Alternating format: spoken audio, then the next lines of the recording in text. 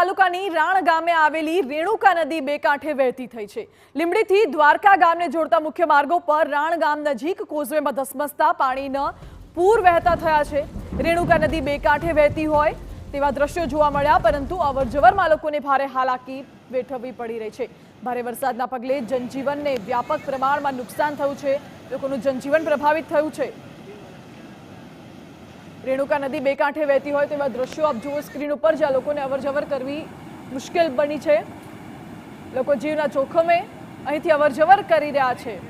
રેણુકા નદી પરના આ દ્રશ્યો, જે નદી બે કાંઠે વહેતી થઈ છે, નદી પરનો કોઝવે પાણીમાં ગરકાવ થયો, કોઝવે પરથી પાણીનો ધસમસતો પ્રવાહ વહી રહ્યો છે અને નદી વહેતી થતા લોકોને અવરજવરમાં મુશ્કેલી પડી રહી છે। જાણે કે નદી અત્યારે આક્રોશમાં હોય તે પ્રકારનો પ્રવાહ કોઝવે પરથી પસાર થઈ રહ્યો છે અને આવા કોઝવે પરથી લોકો પસાર થવા મજબૂર પણ છે।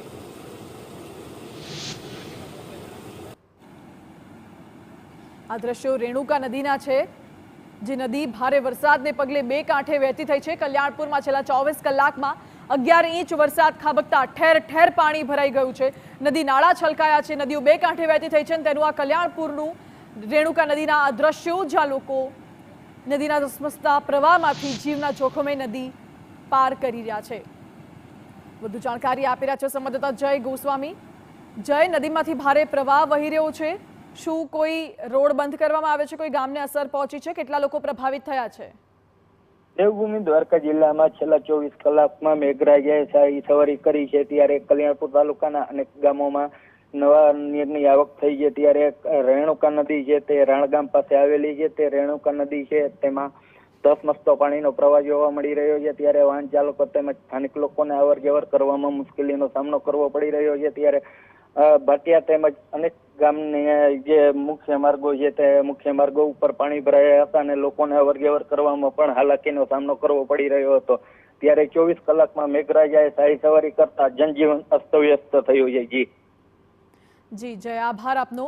24 કલાકમાં મેઘરાજાએ ધબધબાટી બોલાવી છે, જનજીવન પ્રભાવિત થયું છે, લોકોને હાલાકી પડી રહી છે અને આવા પાણીના ધસમસતા પ્રવાહમાંથી અવરજવર કરવા લોકો મજબૂર બન્યા છે। દ્રશ્ય આપ જોઈ રહ્યા છો દ્વારકાના કલ્યાણપુરના રેણુકા નદીના, જે નદી બે કાંઠે વહેતી થઈ છે।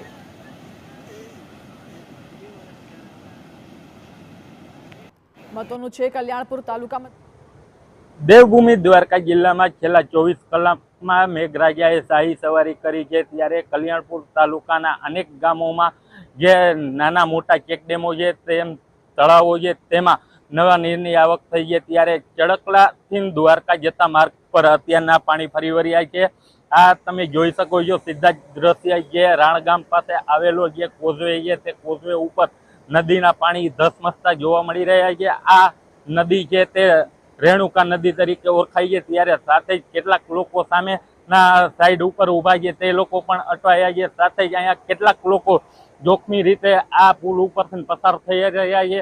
ત્યારે છેલ્લા 24 કલાકમાં મેઘરાજાએ શાહી સવારી કરતા અનેક નદી નાળાઓમાં નવા નીર આવ્યા છે। જય ગોસ્વામી, TV9 દેવભૂમિ દ્વારકા।